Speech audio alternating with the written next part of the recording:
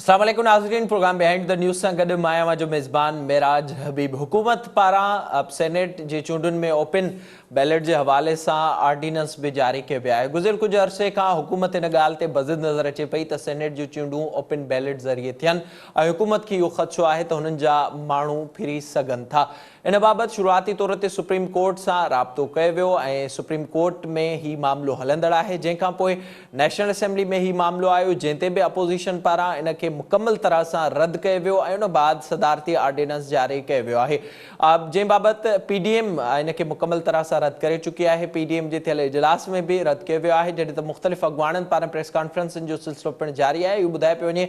त असेंबली हुजण बावजूदि सदारती ऑर्डिनेंस जारी छो पियो कयो वञे। कुझु पहिरियां ई सेनेटर रज़ा रब्बानी पारां प्रेस कॉन्फ्रेंस दौरान इहो चयो वियो हो त असेंबली इजलासनि जे 2 ॾींहंनि बाद ही ऑर्डिनेंस जारी कयो वियो आहे ऐं सुप्रीम कोर्ट जो हिन वक़्तु ताईं इन बाबति फ़ैसिलो ई नाहे अची सघियो, जंहिं ते हुकूमत पारां इहो जवाबु ॾिनो वियो आहे त 11 फ़रवरी ते इलेक्शन कमीशन सेनेट जी चूंडुनि जी डेट ॿुधाईंदी। उन खां अॻु में ही मामिलो हल न थियो त उन बाद इन जी क़ानूनी तौर ते पॉसिबिलिटी बि ख़तमु थी वञे थी, जंहिंजे करे हुकूमत चाहे पई त ओपन बैलेट ज़रिए ई चूंडूं थियनि। इन बाबति बार बार इहो बि ॿुधाए पियो वञे हुकूमत पारां त छो त चार्टर ऑफ डेमोक्रेसी में बि इहा शइ शामिल आहे ऐं उन वक़्तु बि PDM में शामिल जमातुनि पारां इहा ॻाल्हि कई वई जॾहिं हू पंहिंजो सेनेट चेयरमैन न आणे सघिया त सेनेट जूं चूंडूं ओपन बैलेट ज़रिए थियनि, पर PTI खे इहो ख़दशो आहे त हुननि जा अॻुवान फिरी सघनि था या ख़रीदो फ़रोख़्त जो सिलसिलो बि जारी रही सघे थो। उन बाबति 2017 जो एक्सपीरियंस बि हुकूमत वटि मौजूदु आहे, जंहिं 20 MPs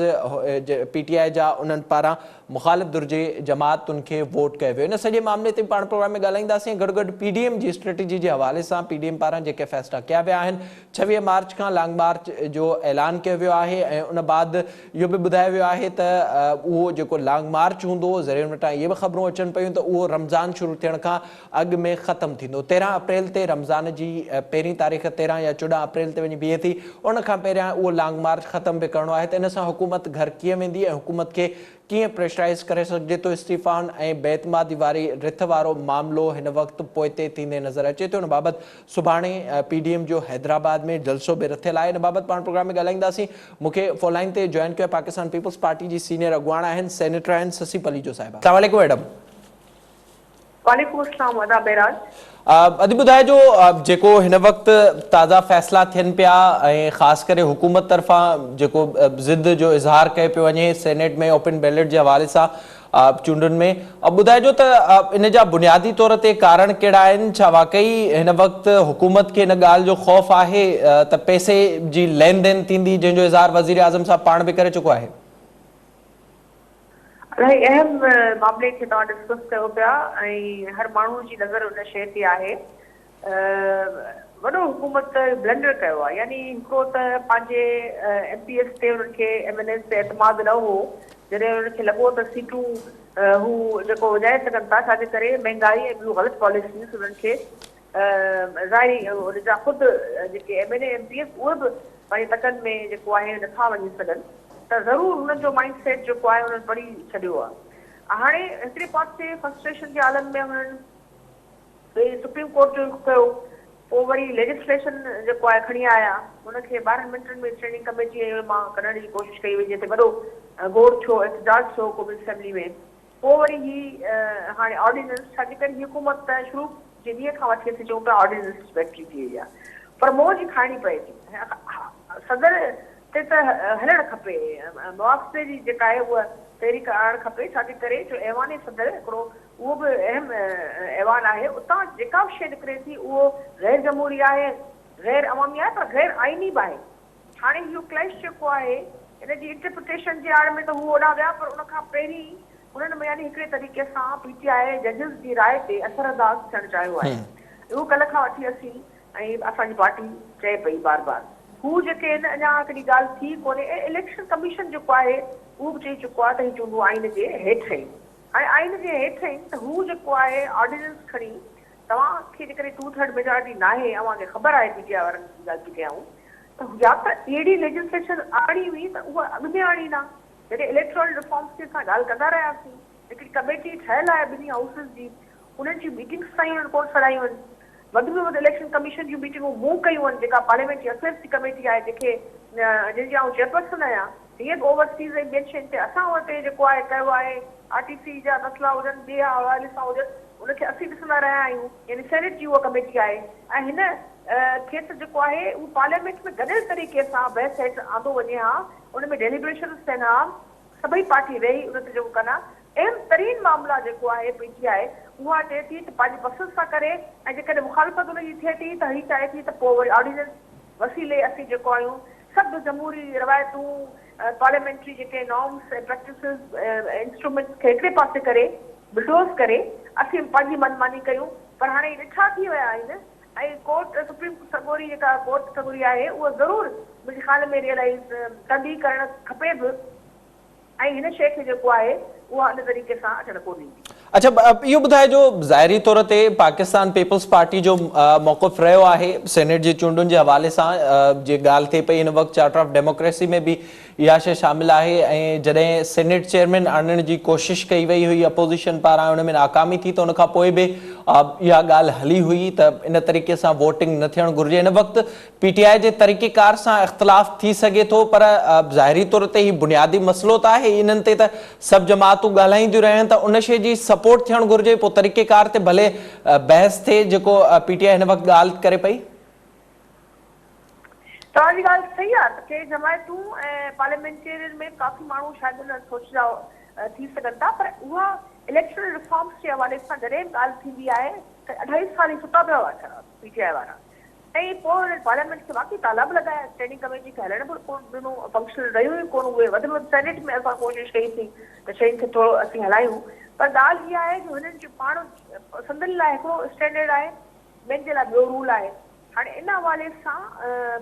हीअ तकड़ में थोरी 12 मिंटी ही को फरमाइशी प्रोग्राम आहे छा, इन में अॻु में ई हुननि खे सोचणु खपे आहे। इट टेक्स टाइम, इन में मुख़्तलिफ़ तव्हांजा पड़ाव थियनि था, फेज़िस थियनि था, इहे त कोन्हे पार्लियामेंट में जेका ख़ासि कॉन्स्टिट्यूशनल अमेंडमेंट हूंदी आहे, ऐं पंहिंजी मिसाल या ॿोली वारो बिल आहे, उन में केॾी असां कईसीं, ऐं पहिरियों दफ़ो 62 सालनि 63 सालनि में असां स्टैंडिंग कमेटी मां ॿोली जो बिल यूनानिमसली पास कराए कढी वियासीं। पर जॾहिं हाउस में मूं ॾिठो 2/3 मेजॉरिटी आहे कोन,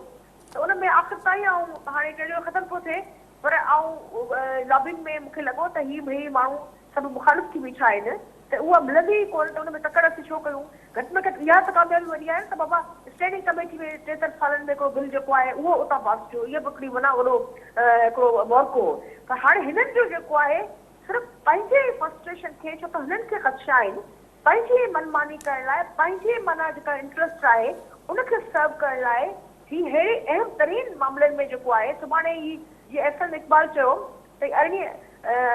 तरमीम खे रोल बैक करण लाइ ऑर्डिनेंस खणी था, बीडा वारे ऑर्डिनेंस में तव्हां ॾिसो त असां हिकदमि रेज़ोल्यूशन खणी आयासीं, ले हुननि कयो कोन, तव्हांजो उहो ख़तमु थी वियो,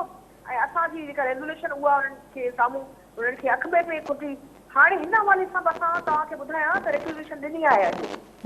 अपोज़िशन सेनेट में, भले असांजो इहो आख़िरी महीनो आहे, पर असां रेज़ोल्यूशन जी इजलास लाइ उहा जमा कराए छॾी आहे राजा रसूल हक़ साहब, ऐं असीं उते इहो जेको आहे हिन ऑर्डिनेंस जे ख़िलाफ़ उहा रेज़ोल्यूशन उहे आणणु चाहियूं था। इहा अलॻि शइ आहे। ऐं उन खां पहिरीं तव्हांजी पाण ॻाल्हि कई त इहा चैलेंज बि थी चुकी आहे, थी चुको आहे ऑर्डिनेंस। हाणे हिन हवाले सां तव्हांजी जो चार्टर ऑफ डेमोक्रेसी जे हवाले सां उन में ॾिसो, उन में इहो कोन लिखियो त ऑर्डिनेंस वसीले सभु शयूं थींदियूं, उन में लिखियलु ई आहे त हर शइ जमहूरी उसूलनि मूजिबि उन पटांदड़ थींदी। इन ई करे 18 तरमीम असां आंदी जेके बि जेके आमरनि जा जेके फ़ैसिला उहे ॻाल्हियूं उनजी तरमीमूं उनखे असां साफ़ शफ़ाफ़ करे हिकिड़ो कंप्रेहेंसिव जेको आहे कॉन्स्टिट्यूशनल रिफॉर्म पैकेज असां ॾिनो, त उन खां ई ॿाहिरि वञी सभु शयूं करणु चाहिनि था, नेचुरली ही क़ाबिल क़बूल न आहे। ऐं ॿी ॻाल्हि त रुॻो पंहिंजे फ़ाइदे जे करे जेको आहे ही शयूं आणिनि, ऐं ॿी ॻाल्हि ही चैलेंज थी थो वञे, सुभाणे नल वर्ल्ड थी थो वञे। तव्हां ॿुधायो हीअ हुकूमत ख़ुदि कुझु ॾींहंनि जी महिमान आहे, सेनेट इलेक्शन में हिननि खे कुझु वरे हा, पर उन में बि जेको आहे ही हेॾो वॾो रिस्क खणनि पिया, मुंहिंजे ख़्याल में इन खां वॾी बेवकूफ़ी कहिड़ी हुई। अच्छा, इहो बि ॿुधाए जो ज़ाहिरा अवां सेनेट में मौजूदु आहियो, ख़ासि करे जेको फ़ैसिलो थियो सभ खां पहिरियां CEC में पाकिस्तान पीपल्स पार्टी पारां कयो वियो त सेनेट जी चूंडुनि में हिसो वठिणो आहे, उन खां पोइ ॿियूं जमातूं बि शामिल थियूं। बुनियादी तौर ते उन फ़ैसिले जो मक़सदु छा हुयो? छा सम्झो पिया त सेनेट में जेके सीटूं आहिनि उहे घुर्बल सीटुनि खां वधीक मिली सघनि थियूं, या उन जी कोशिशि थी सघे थी? PDM गॾिजी तौर ते कहिड़ी स्ट्रेटेजी ठाही आहे इन बाबति? ॾिसो, हिकिड़ी त ॻाल्हि त आहे जेको हुननि जो ख़ुदि ॻाल्हाए थो PTI जो, त हिननि जा माण्हू ख़ुदि हिननि सां बिछल न आहिनि, इहो अंदाज़ो हुननि खे थी चुको आहे। ख़ासि करे ख़ैबर पख्तूनख्वा में ही 10-12 सालनि खां उते वेठा आहिनि, पर यानी माण्हू हुननि सां गॾु न आहिनि। ऐं उते तव्हां ख़बर आहे सिंध में एतिरी इहा MPs रुतबा न आहिनि। इहा प्रैक्टिस जेका अनफॉर्चुनेटली इहा वधीक ख़ैबर पख्तूनख्वा में ऐं ॿियनि नंढनि सूबनि बलूचिस्तान में थिए थी। सो उन हवाले सां उन्हनि खे डपु आहे त हिन जा कोन बीहंदा। हाणे जेकॾहिं ज़मीर जे वोट मुताबिक़ जेको हीअं हेसिताईं शइ आहे पुठियां राय शुमारी में, उन में उन्हनि खे बिल्कुलु इहो आहे त इन्हनि जो वोट जेको आहे, छो त असांजूं पॉलिसीज़ इवन अपोज़िशन में हूंदे बि असां अवाम जी दिलि जी ॻाल्हि कई आहे, राय रखी आहे। सख़्तु तकलीफ़ुनि विच माइग्रेशन जे बावजूदि असीं रोडनि रस्तनि ते रहिया आहियूं ऐं माण्हुनि जी एतमाद असां ते रहियो आहे। हिननि खे इहो आहे त हिननि जा माण्हू जेको अपोज़िशन आहे जेको आहे उहो एतमाद करे उॾाण थी वञनि त ज़रूरु, छो त एतिरी त वॾी त फ़र्क़ु त कोन पवण वारो आहे न। माना जेके फ़र्क़ु ईंदो त एकड़ बेकड़ जो वञी थींदो। सेनेट जी जेकॾहिं आऊं ॻाल्हि कयां, हुते बि वेठा थियनि पिया क़ौमी असेंबली में बि जेकॾहिं हीअ हुकूमत खे ॾिसूं पाण, उते बि जेको आहे हिन जा इताद एॾा ओॾा थी वञनि त इहा हिकिड़े ॾींहं जी ॻाल्हि आहे। सेनेट में तव्हां ॾिसो त हेसिताईं त असांजी आहे अपोज़िशन जी मेजॉरिटी, पर जेका नयूं सूरत थिए थी उन में भले ई वधाए चढ़ाए पेश कनि, तंहिंजे बावजूदि उते बि हिकिड़े ॿिनि वोटनि जो जेको आहे, कुझु तोरनि वोटनि जो जेको आहे फ़र्क़ सां डिवीएट थींदी हाउस जी। त हाणे ज़ाहिरी ॻाल्हि आहे सेनेट चेयरमैन बि पोइ अपोज़िशन जो अची सघे थो, त उहो ख़दशो आहे। त हाणे उन सॼी शयुनि खे छाजे करे ही आहिनि त डमी चेयरमैन हुजनि ऐं उहो जीअं ही चाहिनि डिक्टेशन उन्हनि जी तहत जेको आहे। तव्हां ॾिसो त रज़ा रब्बानी साहिब खां पोइ हाउस कहिड़ो तरीक़े सां हली सघियो आहे। जेके सुठियूं शयूं थियूं इवन सेनेट जे हवाले सां बि, वोटिंग जे हवाले सां रज़ा रब्बानी साहिब कमेटी ऑफ द होल्ड कई, उन में असां सभिनी जेके सेनेटर्स आहिनि उन में कलाक जा कलाक वेही, जिते तव्हांखे यादि हूंदो क्रिमिनल जस्टिस सिस्टम ते असां ॻाल्हायो, उते चीफ ऑफ आर्मी स्टाफ ऐं ॿिया चीफ जस्टिस सुप्रीम कोर्ट जा आया, उते असां सेनेट जे तरीक़ेकार ते जेको आहे 2016 में हिकु कंप्रेहेंसिव रिपोर्ट जेका पई आहे, उहा ख़ुदि बि कोर्ट सगोरी खे ॿियनि खे ॾिसणी खपे। उन में बि आहे त बाबा शफ़ाफ़ तरीक़ो हुजे। ईअं कोन्हे त सभु माण्हू हीअं चाहिनि था त हीअं न हीअं हुजे, पर ॻाल्हि इहा जमहूरी तरीक़े सां फ़ैसिला थियनि न, जमहूरी तरीक़े सां, उहे हिननि खां भॼनि था। अच्छा, गॾोगॾु इहो बि थोरो आगाह कजा जो ज़ाहिरी तौर ते PDM जी जेका अॻिते जी स्ट्रेटेजी हिन वक़्त ताईं साम्हूं आई आहे, सरबराही इजलास में 4 फ़रवरी ते जेको थियो, उन खां पोइ इस्लामाबाद तरफ़ मार्च ऐं धरणे जो फ़ैसिलो कयो वियो आहे। छा सम्झो पिया त पाकिस्तान पीपल्स पार्टी जिते माज़ी में इन्हनि सभिनी शयुनि जी मुख़ालिफ़ रही आहे, इस्तीफ़ा वारो मामिलो त हिन वक़्तु पोइ ते हलियो वियो आहे, पर इन तरीक़े सां इस्लामाबाद वञी कंहिंखां इस्तीफ़ा घुरण जी बि पाकिस्तान पीपल्स पार्टी माज़ी में मुख़ालिफ़ रही आहे। इवन मौलाना फज़लुर रहमान जॾहिं पहुतो हो त उनजी morally support Pakistan Peoples Party कई, पर उन वक़्तु बि इहे ख़बरूं हुयूं त पाकिस्तान पीपल्स पार्टी इन तरह सां मोब वठी कंहिं बि हुकूमत खे घर भेड़ो करण जी मुख़ालिफ़ रही आहे। त छा जेके हिन वक़्तु PDM में फ़ैसिला सभु थियनि पिया, उन्हनि ते मुकमल तरह सां पाकिस्तान पीपल्स पार्टी अमल कंदी, छो त माज़ी में इन्हनि सभिनी शयुनि जी मुख़ालिफ़ रही आहे? PDM में जॾहिं का शइ अचे थी, पॉलिसी अचे थी या को बि क़दम, त उन पहिरीं PDM जे अंदरि ई डेलीब्रेशन्स थियनि थियूं ऐं उनमें सभु पार्टियूं हिसो वठनि थियूं ऐं पंहिंजी राय रखनि थियूं। पोइ जॾहिं फ़ैसिलो थी थो वञे, उन खां पोइ तव्हां ॾिठो जेके जलसा थिया, जेके बि रैलियूं थियूं, उहे जॾहिं हिकिड़ो दफ़ो फ़ैसिलो थी थो वञे उन ते बीहनि थियूं। इस्तीफ़ाऊं जमा थी वियूं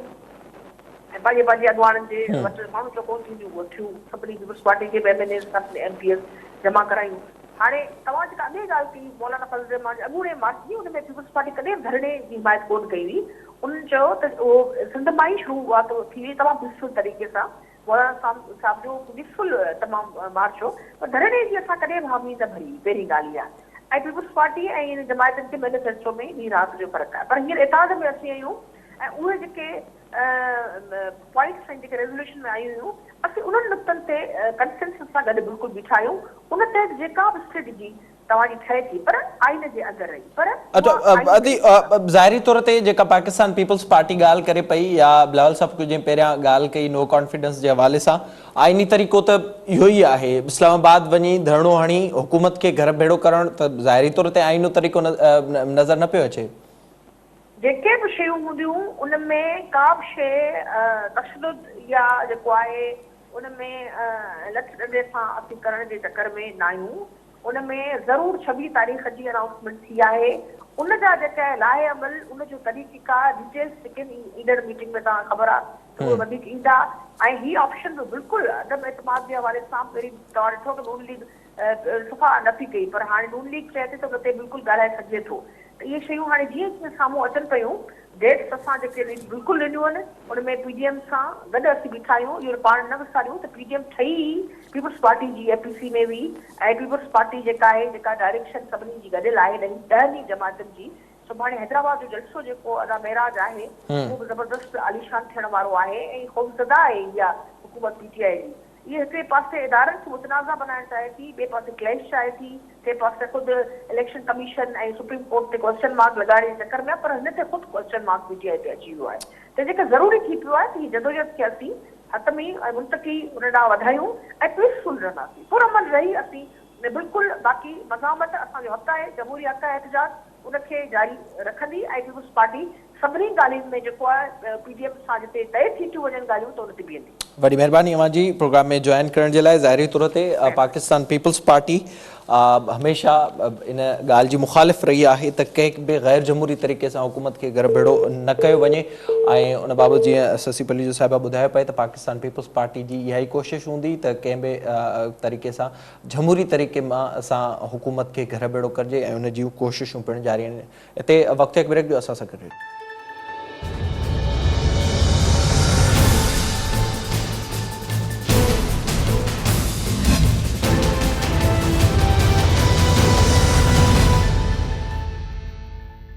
प्रोग्राम में एक बेरो ॿीहर भलीकार प्रोग्राम जे हिस्से में पाण ज़िक्र कंदासीं कराची में गैर कानूनी अदावतुनि ख़िलाफ़ ऐं दख़लनि ख़िलाफ़ हलंदड़ ऑपरेशन जे हवाले सां ज़ाहिरी तौर ते यही फ़ैसिलो गुज़िरियल कुछ अरसो पहिरियां थियो हो जंहिंमें इहो ॼाणायो वियो हो त जेके बि गैर कानूनी हद दख़ली थियूं आहिनि अदावतूं आहिनि उन्हनि खे ड्राथो वेंदो जंहिंजे करे मुख़्तलिफ़ मनसूबा बि हिन वक़्त ताईं बुॾतर जो शिकार आहिनि ज़ाहिरी तौर ते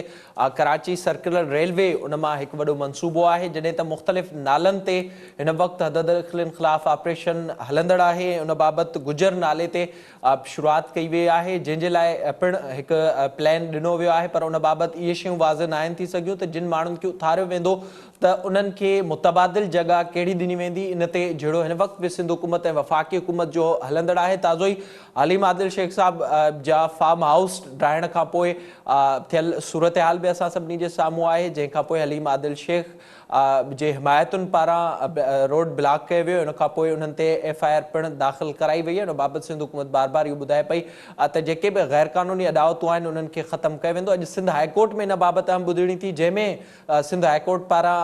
इहो ॿुधायो वियो आहे रिमार्क्स ॾिना विया आहिनि त जेके बि माण्हू एहतिजाज कनि था उन्हनि ख़िलाफ़ कार्रवाई कई वञे ऐं जेके माण्हू उन्हनि जे पुठियां हुजनि था उन्हनि ख़िलाफ़ बि कार्रवाई कई वञे इन सॼे मामले ते पाण प्रोग्राम में ॻाल्हाईंदासीं ही गुज़िरियल साल कराची में थियल बरसातुनि खां पोइ हिन मामले में तेज़ी अचे थी पर को बि हिन सॼे मामले ते असांखे सूरत हाल नज़र न पई अचे त ही सॼो जेको प्रोसेस हलंदड़ आहे उन में का प्लानिंग भी थी हुजे या मुतबादिल जगह पिणु उन्हनि माण्हुनि खे ॾिनी वई हुजे इन बाबति मूंखे वीडियो लिंक ज़रिए जॉइन कयो आहे मोहम्मद तौहीद साहब आहिनि असां सां गॾु पाण अर्बन प्लानर आहिनि ऐं इन सॼी सूरत हाल खे बहितर अंदाज में ॼाणनि पिया तौहीद साहब अस्सलाम वालेकुम। वालेकुम अस्सलाम। तो साहब बताइएगा ये जो सूरत हाल हमें नज़र आ रही है गुज़िश्ता कुछ अरसे से मुख्तलिफ जो कराची के नाले हैं उनसे तजावज़ात को हटाया जा रहा है, इसको आप कैसे देख रहे हैं? क्या इसका जो कम से कम रुख है इस वक्त वो दुरुस्त सिमत में जा रहा है? देखें इसको हम पहली चीज तो इस सूरत में देख रहे होते हैं कि जो अगर हम कहते हैं शहर कराची में नालों की सफाई से शहरी सैलाब का मसला हल होता है या नहीं होता, पहली डिबेट तो ये आती है। तो ये तमाम माहिरीन और इदारे इस बात पर मुत्तफिक हैं कि शहर कराची का तकरीबन 50% कचरा जो है वो इन नालों में जाता है। तो अगर सिर्फ ये जो इस वक्त एक्सरसाइज हो रही है, अगर सिर्फ इसका मकसद सिर्फ नालों को चौड़ा करना है और इसमें इस बात का तस्करा नहीं किया जा रहा کہ جو شہر کا کچرا ہے اس کا انتظام بہتر کیا جائے تو یہ ایکسرسائز جو ہے وہ بیکار ہو جائے گی. اگر اس کو ساتھ شامل کیا جا رہا ہے تو شاید صورتحال بہتری کی طرف جائے. لیکن دوسری صورت میں اگر اس کو چوڑا کیا جاتا ہے تو کئی ہزار خاندان ہیں جو کہ جن کے بے گھر ہونے کا ہمیں آگے صورتحال نظر آ رہی ہے, تو وہ جو ہے وہ بہت زیادہ الارمنگ ہے. اچھا اب تو سب اس میں تھوڑا سا یہ بھی آگاہ کیجیے گا, ظاہری طور پر یہ جو شروعات ہوئی ہے کچھ عرصے سے جو ہمیں چیزیں جس طرح سے نظر آ رہی ہیں اس میں ہم دیکھ رہے ہیں کہ مسلسل الزامات کا ایک سلسلہ شروع ہو چکا ہے. بنیادی طور پر آپ کیا سمجھتے ہیں کہ کیا اس وقت جو شروعات کی گئی ہے حکومت کی طرف سے اس میں کوئی لائحہ عمل جوڑا گیا ہے اس حوالے سے کہ کتنی اراضی ہے جس کو خالی کرایا جائے گا آنے والے دنوں میں؟ دیکھیں جیسا کہ منظور کالونی نالے میں سامنے آیا کہ پہلے یہ کہا گیا تھا کہ تقریباً 300 سے 400 گھر متاثر ہوں گے, لیکن وہاں پہ ہم نے یہ دیکھا کہ لوگوں نے احتجاج کیا اور بالآخر اس وقت ابھی جو لاسٹ ویک تک وہاں پر جو اینٹی انکروچمنٹ ڈرائیو ہوئی ہے اس میں تقریباً 50 سے 56 گھر متاثر ہوئے ہیں. اسی طرح اگر ہم گجر نالے کی بات کریں تو اس میں ابھی تک یہ کہا جا رہا ہے کہ تقریباً 4000 کے قریب جو ہے جو اسٹرکچرز ہیں, جو مکانات ہیں, وہ جو ہے وہ مسمار ہوں گے. اس میں کتنی فیملیز ہوں گی, ان کا کیا سلسلہ ہوگا, یہ معلومات جو ہے شیئر نہیں کی جا رہی. اس وقت شہر کراچی میں کہہ لیں, یہ کہہ سکتے ہیں ہم کہ جو شہری غریب طبقہ ہے وہ ایک غیر یقینی صورتحال سے دوچار ہے. ان کے بہت سے خدشات ہیں جو وہ ہم سے جو اکیڈمکس ہیں اس سرکل سے وہ تذکرہ کر رہے ہوتے ہیں مستقل. جیسا کہ میں آپ کو مثال کے طور پر بتاؤں کہ جو سی ایم ہاؤس کی طرف سے بیانیہ آ رہا ہے وہ یہ آ رہا ہے کہ ان متاثرین کو جو ہے وہ 6 مہینے کا کرایہ ادا کیا جائے گا, یعنی کہ فی گھرانہ جو ہے وہ 15,000 روپے مہینہ اگلے 6 مہینے کے لیے, جو کہ مجموعی طور پر رقم بنتی ہے تقریباً 90,000 روپے. اور کہا یہ جا رہا ہے کہ جی جو ڈپٹی کمشنر ہیں اور میونسپل کمشنر ہیں ان کو یہ کہہ دیا گیا ہے کہ یہ چیک تقسیم کر دیے جائیں. اس کے علاوہ یہ بھی ہمارے سننے میں بات آئی کہ اس سلسلے میں جو ہے وہ کوئی سرجانی ٹاؤن سے آگے کہیں یا تیرسا ٹاؤن میں کہیں کوئی ان کی دوبارہ آباد کاری کا سلسلہ بھی کیا جا رہا ہے. لیکن سب سے زیادہ تشویشناک بات جو ہم لوگ دیکھ رہے ہیں, جو شہری منصوبہ بندی کا خاصہ ہے اور اس کو اس لحاظ سے دیکھا جاتا ہے کہ یہ جو متاثرین ہیں ان کے ساتھ میں وہ معلومات شیئر نہیں کی جا رہی. یعنی متاثرین کو یہ نہیں پتا کہ ان کا نام ان متاثرین کی لسٹ میں ہے کہ نہیں ہے, یا جن کے نام ہیں ان کو پبلک نہیں کیا جا رہا, یا جو ریسیٹلمنٹ پلان بنایا جا رہا ہے اس کی معلومات جو ہے وہ ان کمیونٹی کے ساتھ ہمیں شیئر ہوتی ہوئی نظر نہیں آ رہی, جس کی وجہ سے شہر کا یہ غریب طبقہ جو ہے وہ غیر یقینی صورتحال کا شکار ہے. اچھا اب تو سب ساتھ میں یہ بھی تھوڑا سا آگاہ کیجیے گا, ظاہری طور پر جب سے یہ معاملہ سامنے آیا ہے اس وقت تک سے اب تک بار بار یہ بات بھی کی جا رہی ہے کہ صرف ان لوگوں کے مکانات گرائے جا رہے ہیں جو کوئی طاقتور نہ ہو. جیسے تازہ ہی ہم نے حلیم عادل شیخ صاحب کے حوالے سے جو سیناریو ہوا وہ ہم نے دیکھا. تو یہ جو متاثرین ہیں ان کے لیے کوئی متبادل اس کا بندوبست اس وقت حکومتوں کی طرف کیا جا رہا ہے؟ نمبر 1 یہ بتائے گا. اور دوسرا کیا اس میں بھی یہ چیز سامنے آ رہی ہے کہ جو متاثرین ہیں مکمل طرح سے ان کے گھر گرائے جا رہے ہیں جو تجاوزات میں آ رہے ہیں, یا پھر اس میں بھی کوئی ہم دیکھ رہے ہیں کہ کہیں کہیں پر کوئی طاقتور لوگ ہیں تو ان کے گھر بچ رہے ہیں؟ دیکھیں ابھی ہم جو دیکھ رہے ہیں, کیونکہ ہمارا رابطہ جو ہے وہ کراچی اربن لیب جو کہ آئی بی اے کا ایک زرعی ادارہ ہے, کمیونٹیز کے ساتھ ہمارا تعلق ہے, ہم ان کمیونٹیز کے ساتھ کام کرتے ہیں. تو کمیونٹیز نے جو ہم سے معلومات شیئر کی ہیں وہ یہ ہے کہ اس میں لیز پراپرٹی بھی آ رہی ہیں اور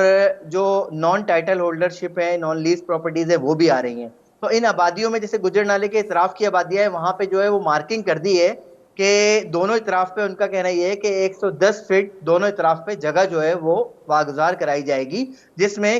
کئی ہزار جو ہے وہ خاندان اور مکانات آئیں گے. اچھا ریسیٹلمنٹ پلان کا جو سلسلہ ہے, جہاں تک آپ نے اس کا سوال پوچھا میں آپ سے شیئر کروں, ابھی 2 دن پہلے ہی جو ہے وہ ایک آبادی ہے کوثر نیازی کالونی اور دوسری ہے صادق نگر, یہ دونوں آمنے سامنے آبادی ہے گجر نالے کے. ایک جانب جو ہے یعنی کہ کوثر نیازی ہے, دوسری جانب صادق نگر ہے. تو ان آبادی کے مکینوں نے احتجاج کیا تھا ضیاء الدین چورنگی پر, صرف اس بات کے لیے کہ ہم سے وہ معلومات شیئر کرے بغیر ہمارے گھر نہ توڑے جائیں, جو آباد کاری کی جا رہی ہے اس کی معلومات ہم سے شیئر کی جائے, کیا معاوضہ دیا جا رہا ہے وہ معلومات شیئر کی جائے. لیکن الٹیمیٹلی یہ ہوا کہ اس مظاہرہ کرنے کے بعد اس وقت تو لوگ چلے گئے جو کہ ایک پرامن مظاہرہ تھا اور میڈیا وغیرہ کی کوریج تھی, ہم ایک تعلیمی ادارے کے حیثیت سے ایز اے ریسرچر وہاں موجود تھے, چیزوں کو دیکھ رہے تھے. تو اس سے اگلے دن رات میں جو ہے وہ 11 بجے وہاں پر جا کر جو ہے وہ پولیس آپریشن کرتی ہے اور کئی مکینوں کو جو ہے وہ لے جا کر ان کی FIR لانچ کر دیتی ہے. اور جبکہ اب شہری منصوبہ بندی کے حوالے سے ہم یہ دیکھتے ہیں کہ اس طرح کے جب بھی منصوبے ہوں یا اس طرح کی چیزیں کی جائیں تو اس میں اگر جو اسٹیک ہولڈر ہیں, جو کمیونٹیز ہیں, ان کو اعتماد میں لیے جائے تو صورتحال بہتر ہو سکتی ہے. اچھا تو سب ساتھ میں یہ بھی تھوڑا سا آگاہ کیجئے گا, ظاہر ہے جو گزشتہ سال ہم نے صورتحال دیکھی تھی, جس طرح سے کراچی میں جو کچھ ہوا برساتوں کے بعد, کچرے کے حوالے سے پہلے ہم نے دیکھا ایک کمیٹی بنی علی زیدی صاحب کے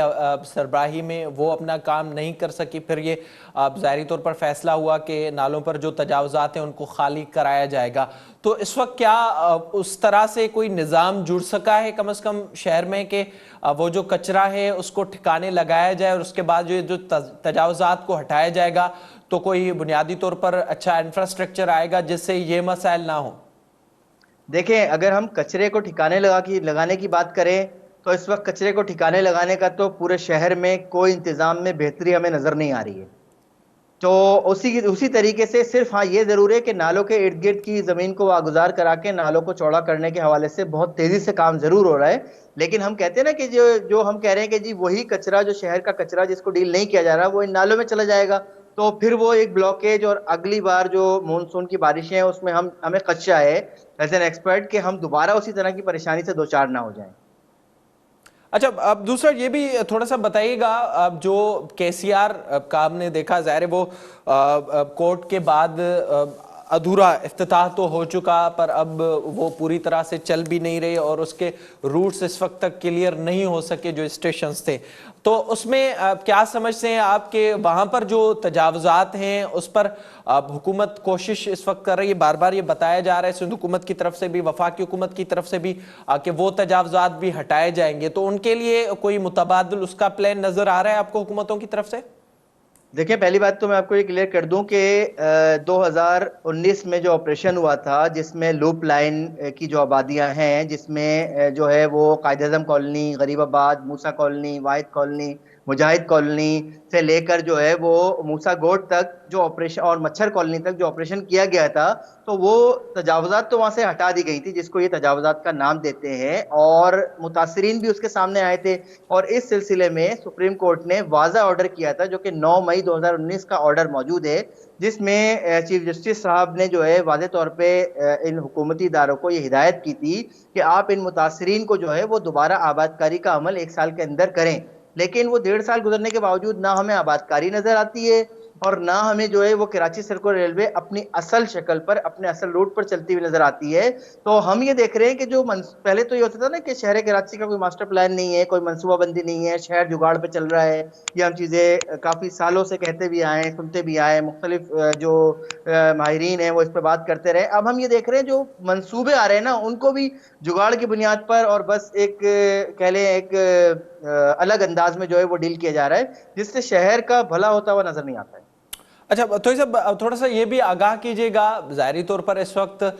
کراچی کمیٹی بھی بن چکی ہے, ٹرانسفارمیشن پلان کا بھی اعلان ہو چکا, اور اس کے لیے بجٹ پر بھی ہم نے دیکھا کہ کس طرح سے اختلافات سامنے آئے سندھ حکومت اور وفاقی حکومت پر, اس پر بھی اجلاس پر اجلاس ہو رہے ہیں کہ کراچی میں منصوبے دیے جائیں گے اور شہر کی جو حیثیت ہے اس کو بحال کیا جائے گا. اس میں آپ کو کتنی سنجیدگی نظر آ رہی ہے؟ اس میں جو شامل منصوبے جیسے K4 ہو گیا, KCR ہو گیا, گرین لائن منصوبہ ہے, اس طرح کے بہت سے منصوبے شامل ہیں, تو اس میں کوئی پیش رفت آپ کو نظر آ رہی ہے آنے والے دنوں میں؟ دیکھیں, میں آپ کو بتاؤں کہ شہر کراچی میں اس وقت کراچی ٹرانسفارمیشن پلان کے حوالے سے جو بھی چیزیں ہو رہی ہیں وہ کسی بھی اسکیل پر اس کا ڈیٹا, اس کی جو انفارمیشن ہے وہ پبلک نہیں کی جا رہی, تو وہ تو تمام سچویشن بلر ہے. اچھا میں آپ کو پھر بتا دوں, دیکھیں جتنے یہ ترقیاتی منصوبے ہوتے ہیں نا, اس میں جو لوکلز ہیں, جو کمیونٹیز ہیں, جو اسٹیک ہولڈرز ہیں, ان کی شرکت بہت ضروری ہے. اور ہمارے کیس میں ہم یہ دیکھ رہے ہیں ایز این اربن پلانر اور اربن اسٹوڈنٹ کہ وہ کمی اپنی جگہ موجود ہے کہ ان کمیونٹیز کو اور جو دیگر لوگ ہیں, چاہے وہ متاثرین ہوں, چاہے سول سوسائٹی کے نمائندے ہوں, ان کو جو ہے وہ لوپ میں پوری طرح نہیں لیا جا رہا ہے. کچھ اسکیل پر لیا جاتا ہے, کچھ میٹنگ ضرور ہوتی ہیں, لیکن ان میٹنگ کی پھر مزید تفصیلات سامنے نہیں آتی ہیں. تو یہ تمام سچویشن ابھی کلیئر نہیں ہے کہ کراچی ٹرانسفارمیشن پلان میں ایکچولی ہو کیا رہا ہے. ٹھیک, آخر میں تھوڑا سا یہ بھی آگاہ کیجئے گا, ظاہر ہے اب جو شہر کے معاملات ہیں وہ پیپلز پارٹی کے ہاتھ میں ہیں, اور ہم دیکھتے تھے MQM جب تھی اس وقت سیاست کی نظر بھی چیزیں ہوتی تھی. اب ہمیں مختلف اوقات میں مرتضیٰ عواب صاحب یہ بتاتے ہیں یا سعید غنی صاحب, ناصر شاہ صاحب کہ اب شہر کی جو حالت ہے وہ بہتری کی طرف جا رہی ہے. تو اس وقت اب جو کچھ ماہ میں پرفارمنس ہے سندھ حکومت کی, ظاہر وہ ختم ہونے کے بعد MQM کے میئر کی جو مدت تھی اس کے بعد آپ کیسے دیکھیں کہ اب چیزیں کسی حد تک کوئی بہتر ہو رہی ہیں؟ دیکھیں پھر میں اسی اسکیل پہ بات کروں گا جو گراس روٹ لیول کا اسکیل ہے, جو کمیونٹیز ہیں. مطلب وہ یہ کہ اگر کمیونٹیز یا کہہ لیں اربن میجورٹی جو شہر کی اکثریت ہے, اگر وہ ان سے منصوبوں سے اتفاق نہیں کرتی تو پھر ایک کوشچن مارک ہے کہ وہ منصوبے جو ہے وہ کیوں یا کس وجہ سے لائے جا رہے ہیں. اور اس میں جو ہے وہ اگر کہہ لیں کہ ہم کہتے ہیں 90% لوگ اس سے ایگری نہیں کرتے تو وہ پھر شہر کی بھلائی تو نہیں ہوئی. بہت شکریہ آپ کا تو ایسا پروگرام میں وقت دینے کے لیے. ظاہری طور تے जेके मसला आहिनि जीअं जो तीअं नज़र अचनि था ऐं हुकूमत पारां इहो ऑर्डर ॾिनो वियो आहे ऐं शुरूआत कई वई आहे मुख़्तलिफ़ नालनि तां गैर क़ानूनी अॾावतूं हटाइण जी, पर उन जे मुतबादिल जे हवाले सां हिन वक़्त बि माण्हू परेशान नज़र अचनि पिया ऐं मुख़्तलिफ़ वक़्तनि ते मुख़्तलिफ़ जायुनि ते एहतिजाज थींदे बि ॾिसूं पिया, जंहिंजे लाइ बि अॼु सिंध हाई कोर्ट पारां इहो चयो वियो आहे त जेके एहतिजाज कंदड़ माण्हू आहिनि उन्हनि ख़िलाफ़ बि कार्रवाई कई वञे. इन ई सां प्रोग्राम जो वक़्तु पंहिंजे पुॼाणी ते पहुतो. पंहिंजे मेज़बान मेराज हबीब खे ॾींदा इजाज़त. अल्लाह निगहबान.